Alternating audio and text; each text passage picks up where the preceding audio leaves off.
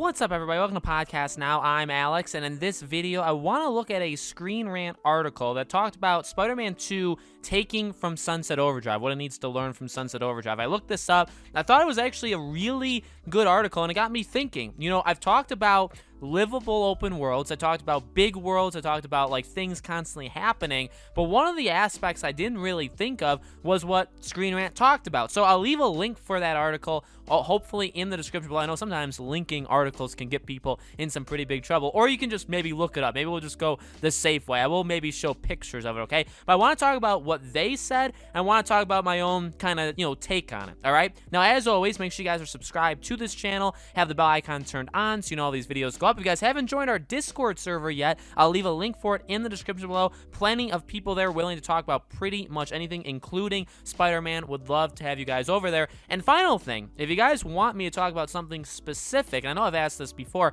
if you guys want me to talk about something specific regarding Spider-Man 2 or a future Spider-Man game or something like that, leave it in the comments. And if I see something, I like something, or I can talk about it, I like a lot of the suggestions. It just ends up becoming, can I talk about it or not? And then I'll end up shouting you guys out if I do the video on it, okay? So if you guys want me to talk about something specific, let me know. All right, so the Screen Rant article, this is obviously, you don't have to have played Sunset Overdrive, I think, to understand this. Pretty much what the article says, and we'll go over it. Despite everything, Marvel's Spider-Man could stand to take even more from the design of Sunset Overdrive, especially in terms of how the game's systems all tie together into one cohesive package. Sunset Overdrive's defining feature is its traversal and combat system, which makes use of nearly every object in the world. Whether it's bouncing off an air conditioner or grinding on a train wire, players need to constantly stay on the move and use the environment to their advantage. Combat encounters have a rhythm to them as players build up combo meters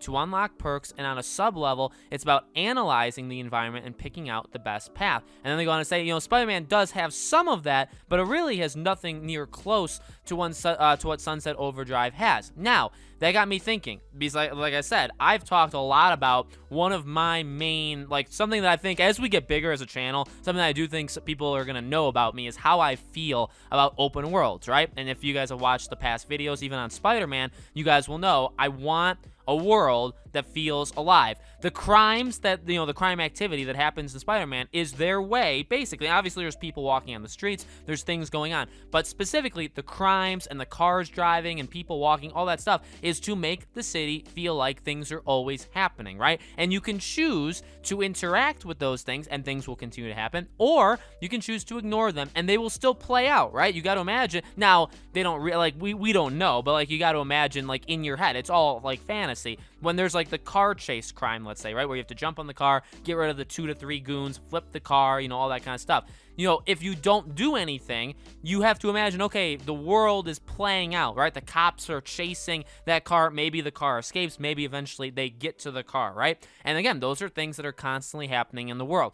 I like that. Now, the way they've handled the crimes, sometimes they happen too often. It gets a little repetitive. Miles kind of fixed that. Miles Morales did a much better job of handling crimes, but still there's a lot of work, I would say, to be done. But the general idea is Spider-Man actually does do a really good job at making a livable open world. You feel like the town or the city of New York is alive, right? There's a lot of things happening. People are moving around. People are doing things. You feel like things are happening. I love it.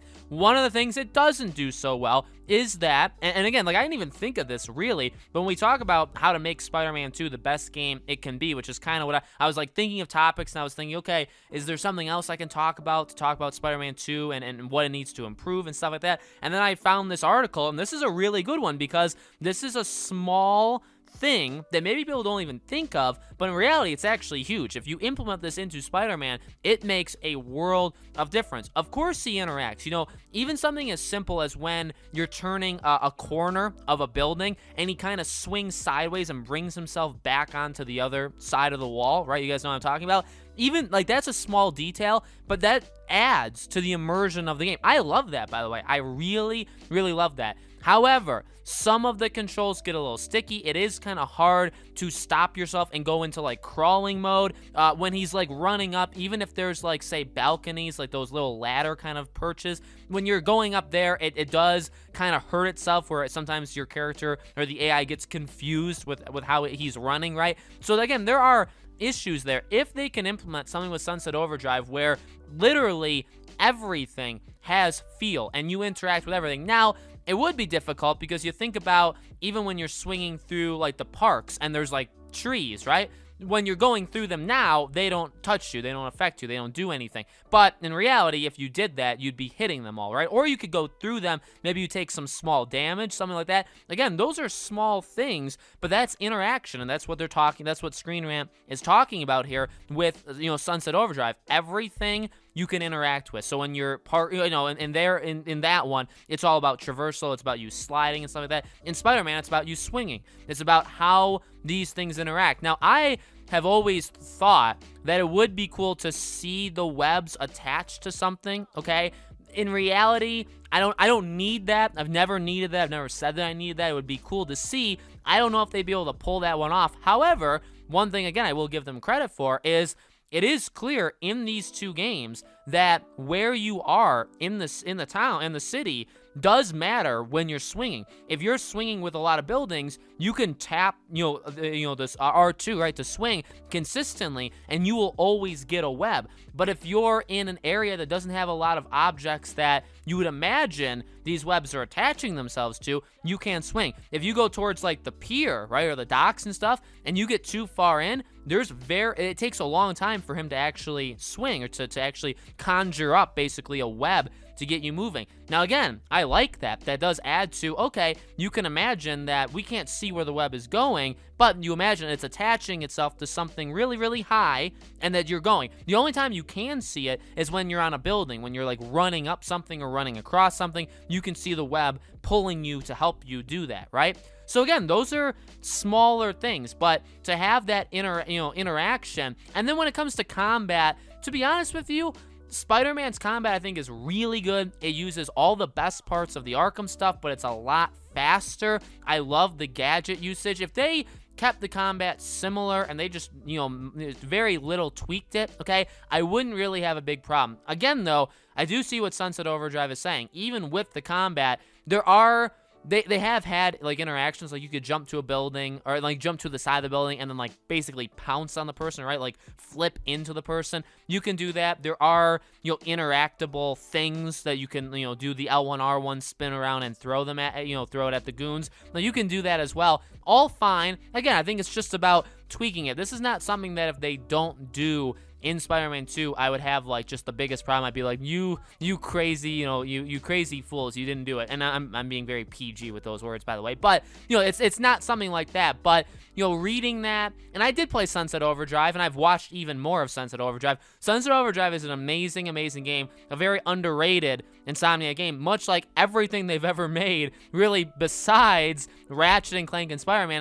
And I say that because those weren't underrated; those were actually appreciated for what they were. Resistance was one of the best franchises ever created, sold pathetically.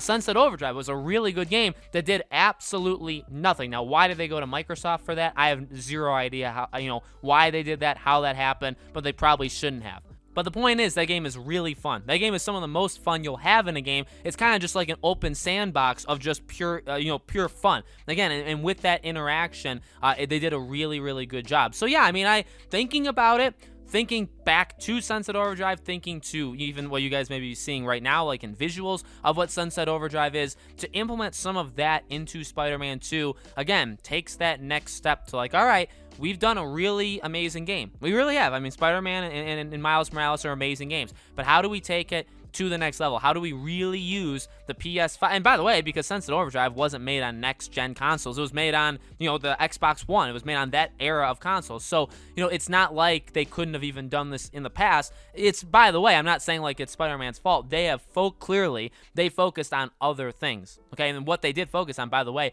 they did really good at. It's just, okay, if you want to implement maybe things you've done in the past or up the stuff that you already have, which would be these web slinging kind of stuff and how you just interact with environments. And that goes with cars, right? Because when you like land, like the cars will just stop or you'll land like perfectly on top of one. There's no there's nothing too real, too like overly real about it. I mean, I don't necessarily want, if I land the wrong way, to like do like a split and get hit in the face by a car, but at the same time, I mean, you know, if you do a wrong landing and you're a real Spider-Man, which there technically is none, but if you were Spider-Man and you did that, I mean, you'd run into problems, right? So we'll have to see how the next game does that kind of stuff. I don't, when I think of the next game, I think of story, and we've talked about it, right? You think of story, you think of a lot of other aspects other than how this stuff interacts, because when you think of the web swinging, you think about how good it is. And by the way, I'm not saying it's not good. The web swinging is phenomenal. I love doing it. I could sit in Spider-Man and swing around the city for like hours, and that's all I would do. Okay, I love that about it, and it works really well. It's how do you kind of put stuff around that to make it even better, and that's what, you know, again, Screen Rant's talking about here. So let me know, guys, in the comments below, what do you think? How do you think you would implement it? Is there any other games maybe you could think of? And maybe I can do videos on those, by the way, in the future. Any other games that you think Spider-Man should kind of take stuff from? Let me know. As always, make sure you guys are subscribed to this channel. Hit the bell icon so you guys know when all these videos go up. Again, Discord, if you guys want to join our Discord server, link for that is in the description below. Thank you all so much for watching. I'm still trying to put these videos out every week or so. Suggestions, if you guys want me to do anything, leave them in the comments below, and I'll absolutely give them a look, okay? Thank you all so much for watching, and I'll see you all on the next video.